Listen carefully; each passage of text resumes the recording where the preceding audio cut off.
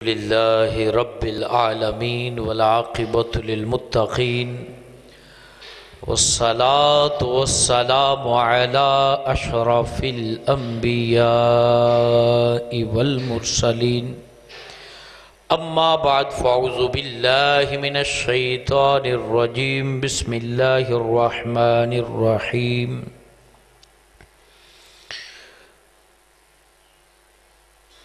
والعصر ان الانسان لفی خسر الا الذین آمنوا وعملوا الصالحات وتواصوا بالحق وتواصوا بالصبر صدقت یا رب العالمین الصلاة والسلام علیک یا رسول اللہ الصلاة والسلام علیک یا حبیب اللہ الصلاة والسلام علیک یا نبی اللہ وعلی آلک واصحابک یا نور اللہ۔ میرے آپ کے پیارے آقا مولا ملجا ماوا حضرت محمد الرسول اللہ صلی اللہ علیہ وآلہ وسلم نے ارشاد فرمایا، مجھ پر ایک بار درود پڑھو، رب تم پر 10 رحمتیں نازل فرمائے گا۔ درود پاک سرور کائنات کی بارگاہ میں پیش کریں۔ اللہم صلی علی سیدنا و مولانا محمد معدن الجود والکرم وعلی آلہ و صحابہ وبارک وسلم۔ قابل صد احترام بزرگوں، نوجوان ساتھیوں، انسان کی زندگی میں بڑے بڑے معاملات درپیش ہوتے ہیں، اور اللہ تبارک و تعالی ہر معاملے میں اپنے بندے کو حق پر دیکھنا چاہتا ہے، یعنی چاہے مشکل ہو، آسانی ہو، جیسے بھی حالات ہوں، ہمارا رب ہمیں حق پر دیکھنا چاہتا ہے کہ ہم ہر حال میں حق کی طرف کھڑے ہوں، حق پر کھڑے ہوں، حق کی سائیڈ پر کھڑے ہوں۔ یہ ہمیں پیدا کرنے والا یہ چاہتا ہے کہ میرے بندے حق کو چھوڑیں نہ، کسی بھی حالت میں حق کو ترک نہ کریں۔ حق پر بندہ ساری زندگی قائم رہے، یہ بڑا مشکل معاملہ ہے۔ حق کا دامن نہ چھوٹے، یہ بڑا اوکھا پینڈا ہے۔ تو اللہ تبارک و تعالیٰ کے پیارے نبی نے اپنی امت کی تربیت فرمائی، اور قربان جائیں حضور علیہ السلام نے اس مشکل کو بھی حل فرما دیا کہ بعض حالات ایسے آتے ہیں کہ بندہ حق پر نہیں کھڑا ہو سکتا، بندہ ناحق کام کر بیٹھتا ہے، ظلم کا ساتھ دے بیٹھتا ہے، یا ہاتھ سے بھی بعض دفعہ بندہ پہلے مظلوم ہوتا ہے، بعد میں ظالم بن جاتا ہے، یہ بھی ہوتا ہے۔ مطلب کسی نے تھپڑ مارا تو وہ مظلوم ہے، بدلے میں اس نے 2 مار دیے تو اب یہ ظالم ہو گیا، یعنی پہلے مظلوم تھا، حق پر تھا، لیکن جب بدلہ لینے نکلا تو پھر کیا ہو گیا؟ ظالم ہو گیا۔ 2 تھپڑ مار لی، اس نے 1 گالی دی، اس نے 2 گالیاں دے دی، تو اب یہ دوسرے ہی لمحے مظلومیت سے ظلم کی طرف چلا گیا۔ اللہ یہ نہیں چاہتا کہ مظلوم ہو تو کام بچت میں ہے، ظالم ہو جاؤ گے تو پھر کام خراب ہو جائے گا۔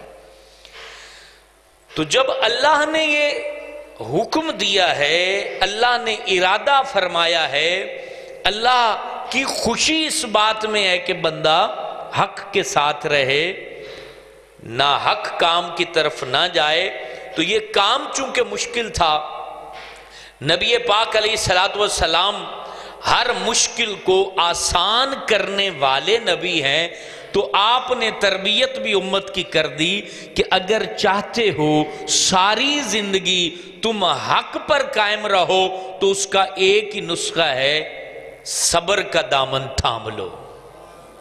یہ بات حقیقت ہے۔ صبر جب تک اس کو بندہ پکڑ کے رکھتا ہے، بندہ حق پہ قائم رہتا ہے۔ جس دن صبر کو چھوڑ دیا، نہ ہاتھ میں حق رہتا ہے، نہ کوئی برکت رہتی ہے۔ صحابہ کرام یہ عموماً کہا کرتے تھے کہ جس کے پاس صبر نہیں اس کے پاس ایمان نہیں، کہ یہ صبر اتنی بڑی اللہ جل وعلا کی نعمت ہے بندوں کے پاس کہ یہ جب تک بندے کے پاس موجود ہے تو اس کا ایمان ضائع نہیں ہو سکتا، اور جب صبر چلا گیا تو پھر ایمان بھی رخصت ہو جاتا ہے۔ صبر وہ طاقت ہے جو کمزور سے کمزور انسان کو بھی پاورفل بنا دیتی ہے۔ صبر وہ نعمت ہے جو بھوکے سے بھوکے انسان کے چہرے پر بھی مسکراہٹ لے آتی ہے۔ صبر وہ لباس ہے جو برہنہ کو بھی ننگا نہیں ہونے دیتا۔ صبر وہ طاقت ہے کہ جو انسان کو ٹوٹنے نہیں دیتی۔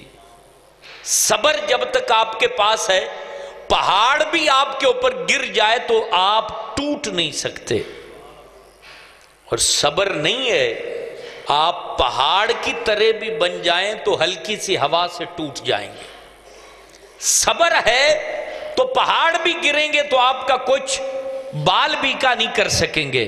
صبر نہیں ہے تو آپ جتنے مرضی لین لاٹ ہیں، تھوڑی سی ہوا غم کی چلے گی، دشواری کی چلے گی، پریشانی کی چلے گی، آپ ٹوٹ جائیں گے، آپ گر جائیں گے، کچھ بھی نہیں بچے گا۔ صبر یہ نبیوں کے اوصاف میں سے یہ صبر کا وصف ہے، یہ کوئی عام چیز نہیں ہے، اور نبی جن پر مہربان ہوتے ہیں ان کو ایمان کے بعد جو پہلا وصف عطا کرتے ہیں وہ صبر ہوتا ہے۔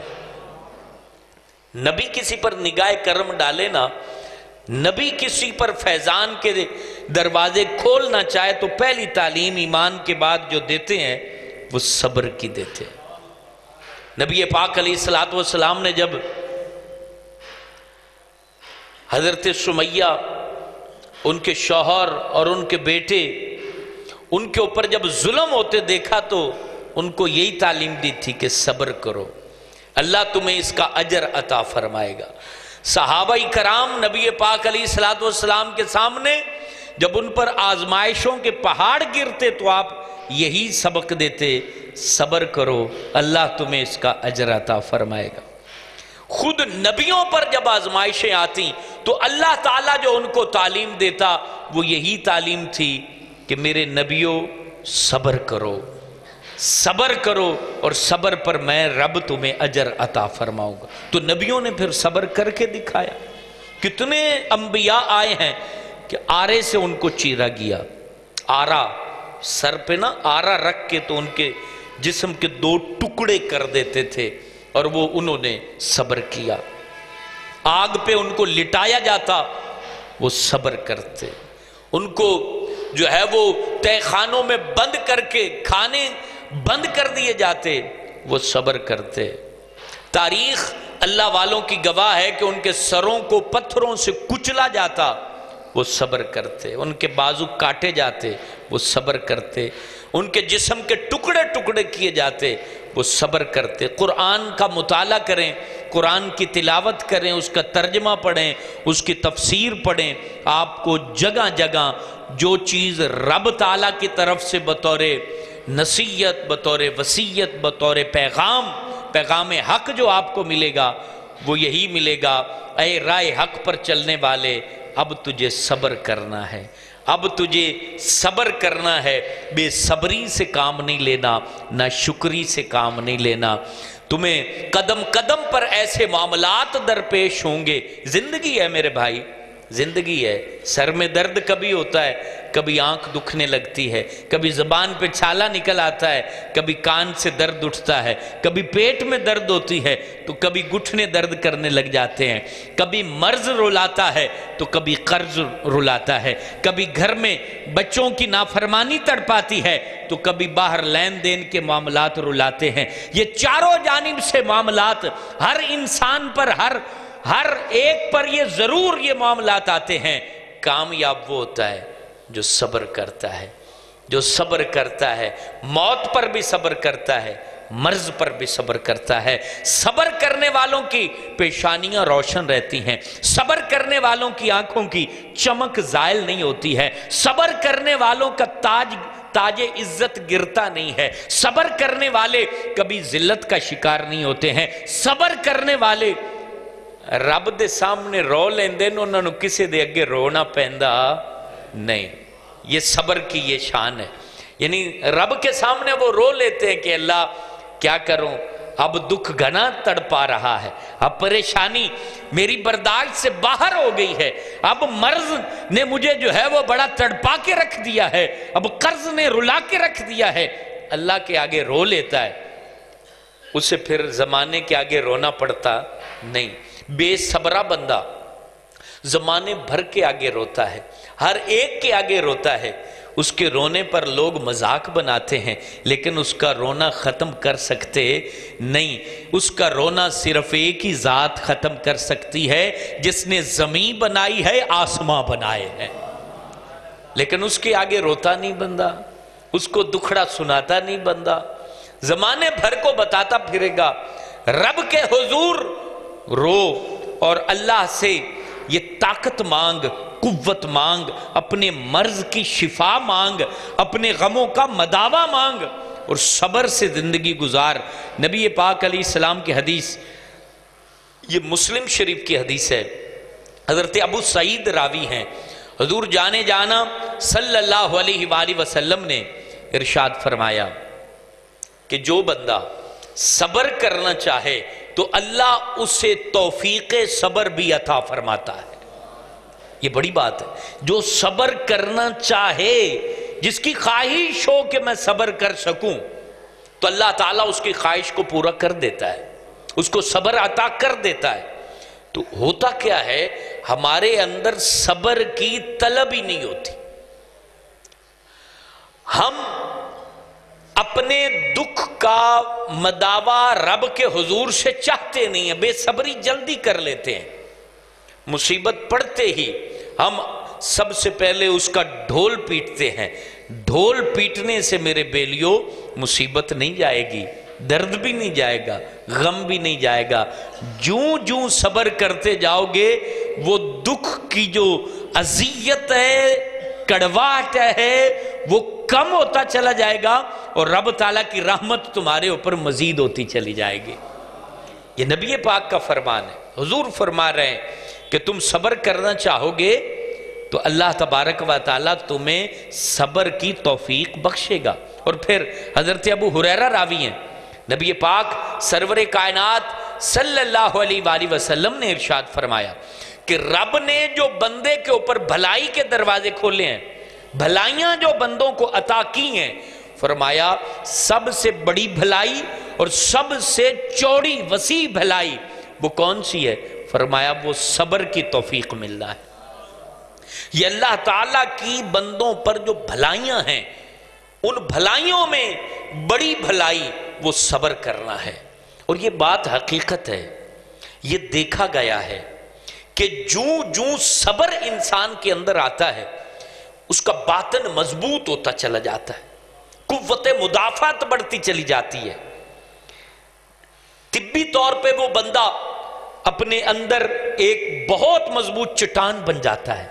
ये बात हकीकत है।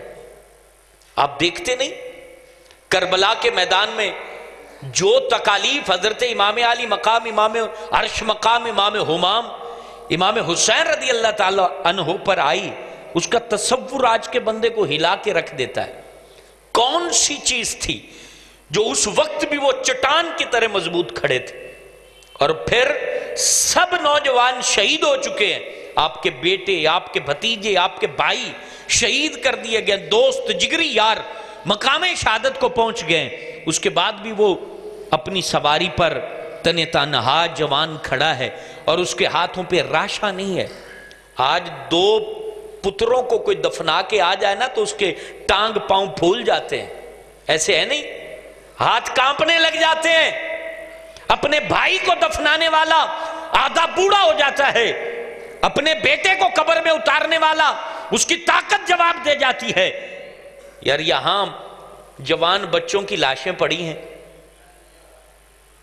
جوان بھائیوں کی لاشیں پڑی ہوئی ہیں، بھتیجے وہ خون میں تر بتر پڑے ہیں، لیکن جناب امام عالی مقام کے ہاتھوں میں تلوار اتنی مضبوطی سے وہ حق کے لیے تھامے ہوئے ہیں کہ سامنے ہزاروں کی تعداد میں یزیدی لشکر ان کے ہاتھ سے تلوار گرا نہیں سکا، تلوار گرا نہیں سکا۔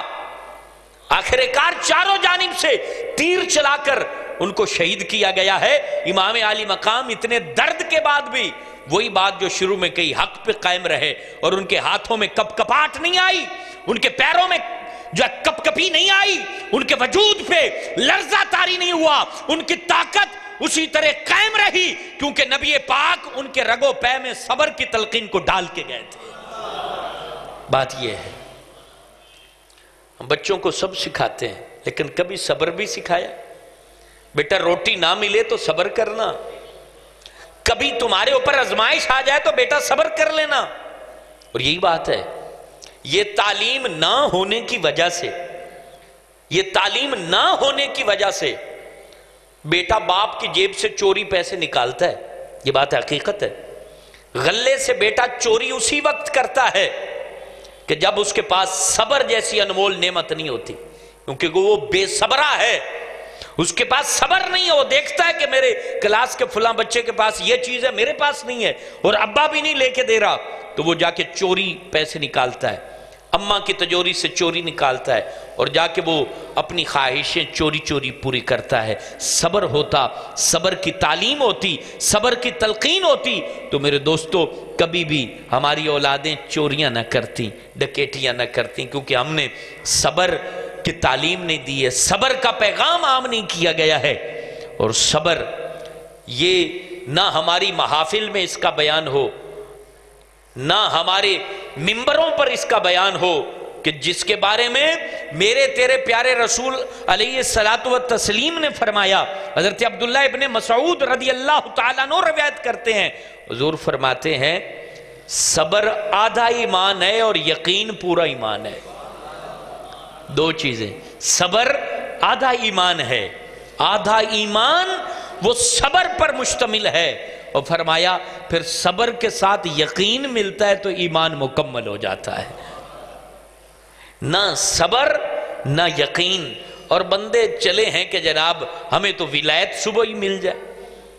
صبر قدم قدم پر صبر کا دامن تھامنے والا حق سے نہیں ہٹتا ہے، اسی لیے اللہ پاک نے قرآن مجید میں ان کو اکٹھا بیان کیا، وَتَوَاصَوْا بِالْحَقِّ وَتَوَاصَوْا بِالصَّبْرِ، کہ کامیاب مومن کون ہیں؟ جو حق پر قائم رہتے ہیں، اور حق پر کون قائم رہتا ہے؟ جو صبر پہ قائم رہتا ہے۔ صبر پہ قائم رہنے والا کبھی اس کو پچھتاوا نہیں ہوتا ہے، کیونکہ صبر والے کی ایک خاصیت ہوتی ہے، وہ خاصیت پتہ ہے کون سی ہوتی ہے؟ صبر والا جو ہے وہ جذب کی خاصیت رکھتا ہے، یعنی آپ نے اس کے ساتھ بدتمیزی کر لی تو ایک دفعہ رک جائے گا، خاموش ہو جائے گا، سنے گا، سمجھے گا، بات کا جو ہے نا وہ بیک گراؤنڈ چیک کرے گا کہ آخر اس نے مجھے یہ بدتمیزی کی کیوں ہے۔ تو وقتی طور پہ جب اس نے اس کا ریپلائی نہیں دیا، جذب ہے، ریپلائی نہیں دیا، مطلب ایک فوم کے اوپر پانی جب پھینک دو، چاہے گندا پھینک دو یا صاف پھینک دو، تو وہ پانی کے چھینٹے واپس نہیں آتے، اس میں جذب ہو جاتے ہیں۔ تو یہ بندہ مومن جو صابر ہوتا ہے وہ فوم کی طرح ہوتا ہے، تم نے اس کے اوپر جو ہے وہ کیچڑ پھینکا، اس نے جذب کر لیا، اس نے روک دیا، واپس تمہارے اوپر وہ کیچڑ آنے نہیں دیا ہے۔ تو یہ اس کی خاصیت ہوتی ہے۔ جب صبر والا یہ خاصیت رکھتا ہے کہ وہ ریپلائی فوراً نہیں کرتا، تو اس کا فائدہ یہ ہوتا ہے کہ جھگڑا آدھا موقع پر ہی ختم ہو جاتا ہے۔